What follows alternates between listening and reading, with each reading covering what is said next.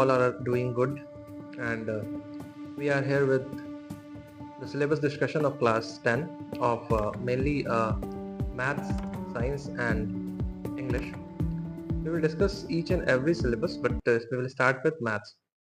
Okay, because it's high time कि आप लोग अब रेडी हो जाओ. किसी भी रीजन की वजह से अभी तक मान लीजिए आप उस लेवल का प्रिपरेशन नहीं स्टार्ट कर पाए हैं, तो अब आपको स्टार्ट कर देना चाहिए. अब आपको you should start from the scratch, और आपको अब एक रूटीन बना के या एक सिस्टमैटिक वे में आपको प्रिपरेशन करना स्टार्ट कर देना चाहिए. तो हम लोग स्टार्ट करेंगे. मेरा नाम है अंकित और मैं क्लासेस लेता हूँ अपने ट्यूशन क्लासेस में. मेरे ट्यूशन क्लासेस का नाम है झा क्लासेस. हम लोग रांची से बिलोंग करते हैं और मैं हेल्प करता हूँ अपने स्टूडेंट्स को चीज़ों को समझने में, मैथ्स, साइंस और इंग्लिश में बेसिकली, और एसएसटी में भी मैं हेल्प करता हूँ उन्हें. तो मैं चाहता हूँ कि अब ऑनलाइन भी मैं हेल्प कर पाऊँ और मैं अपने तरफ से जितना हो सके वो दे पाऊँ. तो स्टार्ट करते हैं बिना किसी देरी के. So first of all will start from here.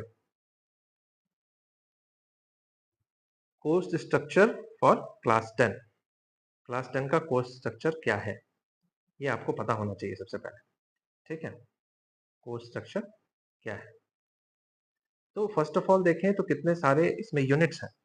Units की बात हम लोग कर रहे हैं, अभी चैप्टर्स की बात नहीं कर रहे, यूनिट्स की बात करें तो सबसे पहला है नंबर सिस्टम, दूसरा है अलजेब्रा. नंबर सिस्टम कैरी करता है आपका 6 मार्क्स, अलजेब्रा कैरी करेगा 20 marks. 20 marks hefty marks we can से.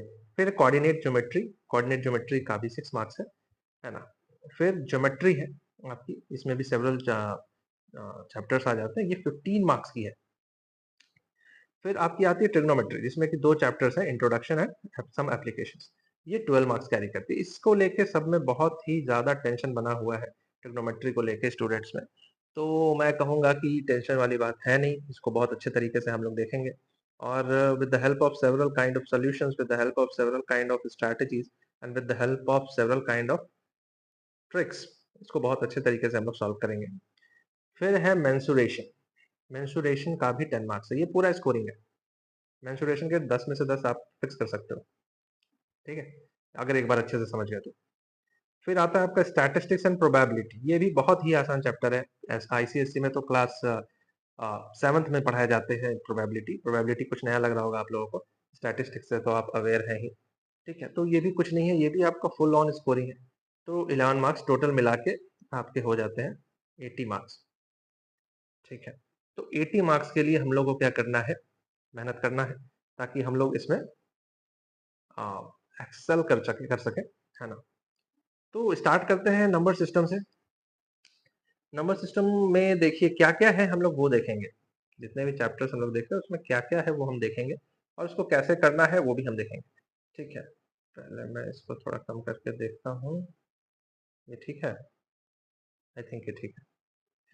तो सबसे पहले नंबर सिस्टम में पहला चैप्टर जो आता है वो है रियल नंबर्स. रियल नंबर्स क्या है इसमें. इसमें आपको बस बताना होगा कि सबसे पहले है, पहला पहला चीज जो है वो फंडामेंटल थ्योरम ऑफ अरिथमेटिक. इसको पढ़ना है हमें. ठीक है, statements after reviewing work done earlier and after illustrating and motivating through examples. तो ये हम लोगों के लिए है कि कैसे आपको इलस्ट्रेट करें, कैसे एग्जांपल्स के थ्रू बताएं, हमारे लिए है ये. उसके बाद प्रूफ्स ऑफ इर्रेशनैलिटी है कि √2, √3, √5 इज एन इर्रेशनल नंबर और नॉट. अच्छा, मैं आपसे सिंपल क्वेश्चन पूछूं, √4 इर्रेशनल है या रैशनल? तो आपने अभी तक बता ही दिया होगा कि √4 रैशनल नंबर है, because √4 can be written as 2 into 2 under root, और ये बाहर निकल जाएगा तो 2 बन जाएगा, क्योंकि पेयर बना के निकलते हैं, कुछ नहीं है, तो मतलब यहाँ पे स्क्वायर रूट की बात कर रहे हैं हम लोग. ठीक है, तो वैसे ही √2 तो कोई परफेक्ट स्क्वायर नहीं है. 2 देखा जाए तो कोई परफेक्ट स्क्वायर नहीं है. रूट में जब भी कोई परफेक्ट स्क्वायर होता है तो वो नंबर रैशनल होता है, और अगर परफेक्ट स्क्वायर नहीं होता है तो वो नंबर हमारा इर्रेशनल होता है. तो ये आपको पता है. नहीं पता है तो हम लोग देखेंगे, इसमें कुछ सोचना नहीं है आपको. तो रियल नंबर्स है. उसके बाद है आपका अलजेब्रा. अलजेब्रा जो ये यूनिट है इसमें आपके सेवरल चैप्टर्स हैं. सबसे पहला है पॉलिनोमियल्स. में आपको पता होना चाहिए जीरोस ऑफ द पॉलिनोमियल, जो कि आपने क्लास 9th में पढ़ रखा है. उससे कुछ थोड़ा सा लेवल हाई बोल सकते हैं, ठीक है। नहीं तो अगर आपका वो क्लियर है, 9th क्लियर है, तब फिर आपके लिए बहुत ही आसान हो जाता है, ठीक है। उसके बाद है आपका relationship between zeros and coefficients of quadratic polynomial. Quadratic polynomial के कोफिशिएंट्स ए बी सी देखेंगे हम लोग, ठीक है। उसके बीच का क्या रिलेशनशिप है जीरोस और कोफिशिएंट्स का, 2-3 रिलेशनशिप है जिसको कि देखेंगे और उसको पढ़ लेंगे और सेवरल क्वेश्चंस बनाएंगे तो ये भी हो जाएगा।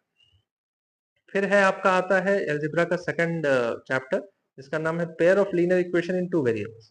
आपने पेयर ऑफ को हटा दे तो linear equation in two variables भी क्लास 9th में पढ़ रखा है, ठीक है।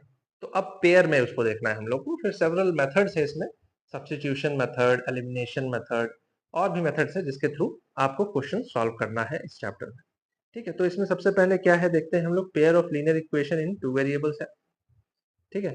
Pair of linear equation in two variables and graphical methods of solution, graphical methods of solution भी है इसमें, ठीक है। ग्राफ से कैसे सॉल्व करेंगे, कंसिस्टेंसी और इनकंसिस्टेंसी है लीनियर इक्वेशन का, जो पेयर है वो कंसिस्टेंट है कि नहीं कंसिस्टेंट है, क्रॉस करेगा तो वन सॉल्यूशन है, पैरेलल रहेगा तो नो सॉल्यूशन है, अगर एक दूसरे को ओवरलैप कर रहा है तो एन नंबर ऑफ सॉल्यूशन है, मतलब इनफाइनाइट सॉल्यूशन है। तो ये सब चीज हमको देखना है इसमें। फिर है algebraic conditions of numbers of solution, फिर solutions of pair of linear equation in two variables algebraically by, देखिए यहाँ पे सब्स्टिट्यूशन मेथड है, एलिमिनेशन मेथड है और सिंपल सिचुएशनल प्रॉब्लम्स इसके बाद है। तो pair of linear equation in two variables कुछ नया है, अगर जो पिछला आप लोग simple linear equation in two variables पढ़े उससे कुछ नया है ये, ठीक है। काफी इंटरेस्टिंग चैप्टर है, तो इसमें अच्छा ही लगने वाला है आपको इसको पढ़ने में। आप पढ़ चुके हैं, मैं ऐसा सोच रहा हूँ कि आप एक बार पढ़ चुके हैं इस चीजों को, ठीक है। फिर भी हम इसको सॉरी, फिर भी हम इस पूरे सिलेबस को डिस्कस कर रहे हैं ताकि आप लोग, अगर जो भी लोग स्टार्ट नहीं कर पाए हैं अभी तक, अच्छे से क्लासेस चल रही हैं स्कूल में, क्लासेस आप अटेंड कर रहे हैं या नहीं अटेंड कर पाए हैं किसी भी रीजन की वजह से, बीच में छुट्टी हो गया, बीच में शादी, ये सब अटेंड करने चले गए तो उससे छूट गया एक जो हमारा सीक्वेंस चल रहा था क्लासेस का, तो उसके बाद अभी कोप अप नहीं कर पा रहे हैं, तो उससे रिलेटेड आपको अगर इसको देखेंगे, फिर हम लोग सेवरल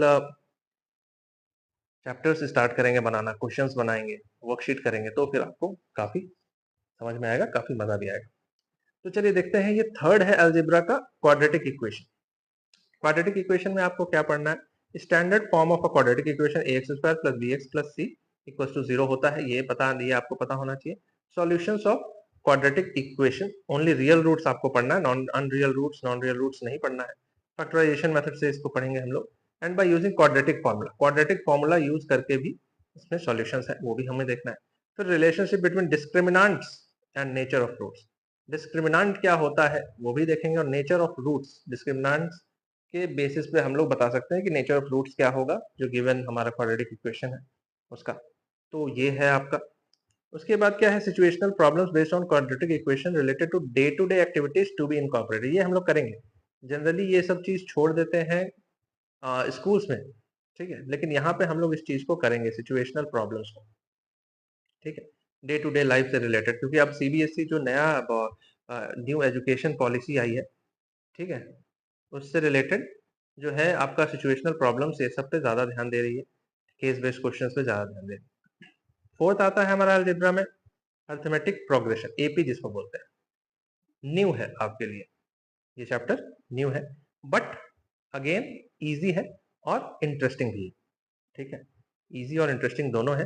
इसमें क्या है, studying motivating motivation for studying arithmetic progression, derivation of the nth term and sum of the first and terms, सबका फॉर्मूला है, फॉर्मूला आपको लर्न करना है, क्वेश्चंस प्रैक्टिस करने हैं, आराम से हो जाएंगे एपी, एपी तो आराम से हो जाएगा, आराम से। And the application is solving daily life problem से रिलेटेड क्वेश्चंस भी है आपके एनसीईआरटी में। एग्जाम्पलर पे फोकस करेंगे, एनसीईआरटी का ही एग्जाम्पलर है, इसके क्वेश्चन सॉल्व करेंगे, ठीक है। एग्जाम्पलर्स जनरली सॉल्व नहीं करते हैं बच्चे, और जो बच्चे एग्जाम्पलर सॉल्व कर देते हैं वो एक्सेल कर जाते हैं एग्जामिनेशन में, है ना। तो ये चीज है। यूनिट 3 आती है आपकी कोऑर्डिनेट ज्योमेट्री। कोऑर्डिनेट ज्योमेट्री हम लोग पढ़े थे क्लास 9th में, कार्टेशियन प्लेन का बात था, इधर पॉजिटिव होता है एक्स एक्सिस, इधर नेगेटिव होता है, इधर भी ऊपर में पॉजिटिव होता है एक्स एक्सिस, वाई एक्सिस नीचे नेगेटिव होता है, तो यही सब चीज है, ठीक है। ये आपको पढ़ना है इसमें। और कॉन्सेप्ट्स ऑफ कोऑर्डिनेट ज्योमेट्री सबसे पहले यही होगा, graph of linear equation, distance formula पढ़ना है आपको, सेक्शन फार्मूला, ये दो नया चीज है, distance formula and section formula. Formula है, रिलेटेड क्वेश्चंस है, और इंटरनल डिवीजन है आपका, इसमें एक्सटर्नल डिवीजन नहीं है। ठीक है, इस चलते ये आसान हो जाता है, क्योंकि एक्सटर्नल डिवीजन हो जाने में फिर दिक्कत है, जो कि अभी आपको नहीं पढ़ना है, आगे चल के आप फर्दर क्लासेस में जाएंगे तो आपको पढ़ना हो सकता है। ठीक है, तो अब जो फोर्थ है हमारा ज्योमेट्री, फोर्थ जो यूनिट है वो है ज्योमेट्री, वेरी इंटरेस्टिंग। ठीक है, अगेन ज्योमेट्री में पहला चैप्टर है आपका ट्राइंगल्स। ट्राइंगल से तो आप लोग अवेयर हैं ही, इसमें डेफिनेशन है ट्राइंगल्स के, एग्जांपल्स है, counter examples of similar triangles है, प्रूफ है। ठीक है, अलग अलग प्रूफ सब कुछ यहाँ पे दिया हुआ है कि क्या क्या चीज आपको प्रूफ करना है इसमें पूरा। अगर देखिए, ये इसलिए मैं कहता हूँ ना कि अगर आप एक बार सिलेबस को अच्छे तरीके से देख लेते हैं तो आपके लिए कहीं ना कहीं कोई सा भी एग्जाम अगर आप दे रहे हैं आगे जाके, मान लीजिए आप नीट दे रहे हैं, आप जेई दे रहे हैं, ठीक है, सीयूईटी दे रहे हैं, कुछ भी दे रहे हैं, तो आपके लिए बहुत ही आसान हो जाता है। आप एक बार सिलेबस को अच्छे तरीके से गो थ्रू कर लेंगे तो आपके लिए बहुत आसान होगा। ठीक है, तो क्या है, prove if a line is drawn parallel to one side of a triangle to intersect the other two sides of a distance point, the other two sides are divided into same ratio. Ratio से related है, ठीक है, triangles में।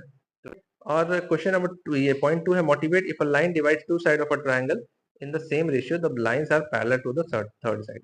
तो ratio में अगर same ratio में divide कर रहे हैं तो ये थर्ड साइड से पैरेलल होगा। अगर एक लाइन दो साइड्स को, एडजेसेंट साइड्स को डिवाइड करता है इक्वल रेशियो में एक ट्राइंगल का, तो वो दोनों साइड, वो जो लाइन है वो बेस के साथ पैरेलल होगा, थर्ड साइड बोल सकते हैं।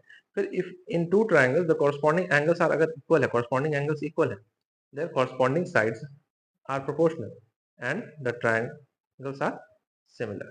ठीक है, कॉरस्पॉन्डिंग एंगल्स इक्वल है और कॉरस्पॉन्डिंग साइड्स प्रोपोर्शनल है, तो ट्राइंगल्स को क्या कहा जाएगा कि वो सिमिलर है।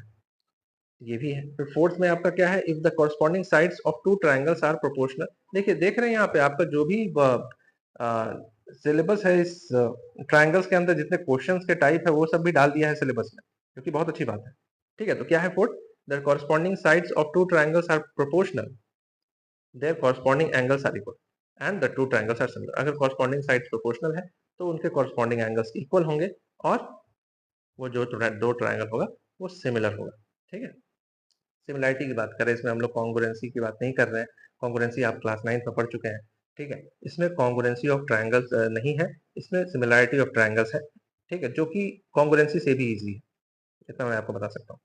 ठीक है, क्वेश्चन नंबर 5, ये पॉइंट नंबर 5 की बात करें तो if one angle of a triangle is equal to one angle of another triangle and the sides including these angles are proportional then the two triangles are similar. ये भी similarity का criterion है। ठीक है, कि अगर एक एंगल इक्वल है दूसरे एंगल के और जो साइड्स वो एंगल बना रहा है वो प्रोपोर्शनल है, तो ये आपका ऐसे ऐसे हो गया, है ना, ऐसे ऐसे क्या हो गया, दोनों ट्राइंगल सिमिलर हो गया। तो सिमिलैरिटी ऑफ ट्राइंगल्स है, ट्राइंगल्स में क्या है आपकी सिमिलैरिटी। ठीक है, सर्कल्स की बात करें, अब सर्कल्स पे आते हैं। सर्कल्स में क्या है, tangent to a circle at a point of contact, tangent से रिलेटेड हम लोग को पढ़ना है। प्रूफ क्या करना है, प्रूफ में है दो, आई थिंक दो ही है, हाँ दो ही है, प्रूफ में आपका दो है। टू प्रूविंग से पहला, the tangent at any point of a circle is perpendicular to the radius through the point of contact. ठीक है, जो एक टैंजेंट है वो किसी भी पॉइंट पे, सर्कल पे है टैंजेंट, तो वो परपेंडिकुलर होगा to the radius through the point of contact. Tangent समझते हैं आप, टैंजेंट सेकंड, ये सब चीज के बारे में पहले पता करना होगा आप लोगों को। ठीक है, टैंजेंट वो होता है कि ये एक सर्कल है तो इसको एक पॉइंट पे टच करेगा, मान लीजिए ये पॉइंट है पी, पी पे टच कर रहा है तो इसका कुछ रेडियस होगा इस सर्कल का। ठीक है, तो रेडियस पे ये परपेंडिकुलर होता है, ये बात ये बोल रहा है।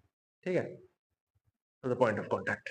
ठीक है, रेडियस से ये पॉइंट ऑफ कांटेक्ट पे परपेंडिकुलर, इसका प्रूविंग है, प्रूविंग आपको करना होगा, प्रैक्टिस करना होगा, हो जाएगा। सेकंड में क्या है, the length of tangent drawn from external point to a circle are equal.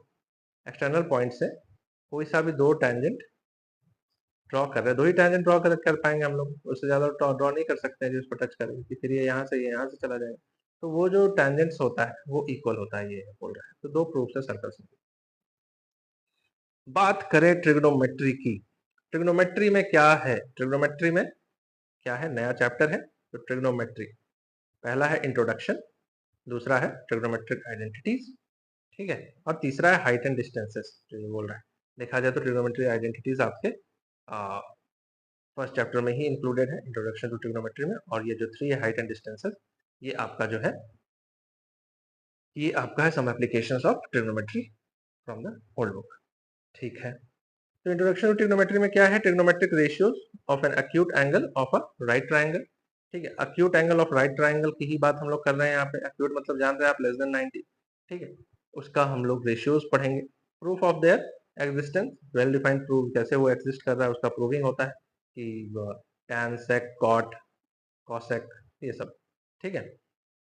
फिर है motivate the ratios which are defined as 0 to 90, 0 to 90 का रेशियो सबका है, sec का अलग है, tan का अलग है, ठीक है। बहुत आप लोग सुन ही लिए होंगे कि पंडित बद्री प्रसाद हरी हरी बोले सोना चांदी तोले, ऐसे करके हम लोग याद करते हैं, ठीक है, रेशियोज को। और उसके बाद बहुत ही एक वेल डिफाइंड टेबल जो है बनाने का तरीका है, जो कि अगर आप सीख लेंगे तो आपको ट्रिग्नोमेट्रिक रेशियोज अगर याद हो ना हो, डिग्रीज वाली बात कर रहे हैं, ठीक है, जो अलग अलग डिग्री, 0 डिग्री, 30 डिग्री, 45 डिग्री, ठीक है, 90 डिग्री, तो ये सब ना भी याद हो तो आप एग्जामिनेशन में उसको बना लेंगे तो वो आप अच्छे से कर पाएंगे, ठीक है। तो वैल्यूज ऑफ ट्रिग्नोमेट्रिक रेशियोज 30, 45, 60, ठीक है, रिलेशनशिप बिटवीन द रेशियोज ये भी है आपका।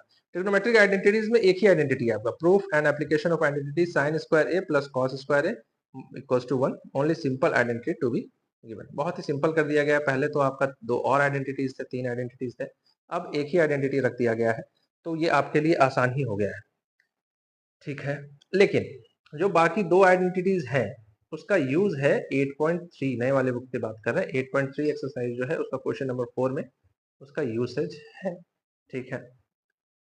हाइट एंड डिस्टेंसेस में क्या है, angle of elevation, angle of depression और हॉरिजॉन्टल के बारे में आपको पढ़ना है, उससे रिलेटेड आपके क्वेश्चंस हैं, और आपको वही जो आपने ऊपर याद किया है ट्रिग्नोमेट्रिक रेशियोज, इसका एप्लीकेशन, साथ में जो p बाई एच है ना, h by P, v by P, ये सब के साथ tan cos cot वो सब के साथ हम लोग इसको पुट करते हैं, और ये बहुत ही अच्छे तरीके से बनता है। अगर आपको angle of elevation, angle of depression और एंगल ऑफ सॉरी और हॉरिजॉन्टल लाइन के बारे में, line of side horizontal lines के बारे में आपको पता है तो बहुत अच्छे तरीके से ये बन जाता है, ठीक है। और फिर आपका बच गया मेंसुरेशन, फिर स्टैटिस्टिक्स एंड प्रोबेबिलिटी। मेंसुरेशन चलिए देख ही लेते हैं, दूसरे वीडियो में तो इसको लेके जाएंगे। मेंसुरेशन यूनिट 6 है आपका मेंसुरेशन, इसमें क्या है, एरिया रिलेटेड टू सर्कल। अब ये एरिया है सर्कल का, दूसरा है सरफेस एरिया एंड वॉल्यूम। पूरा मार्क्स आप इसमें स्कोर कर सकते हैं, इसमें किसी भी तरीके का, एक मिनट वेट, किसी भी तरीके का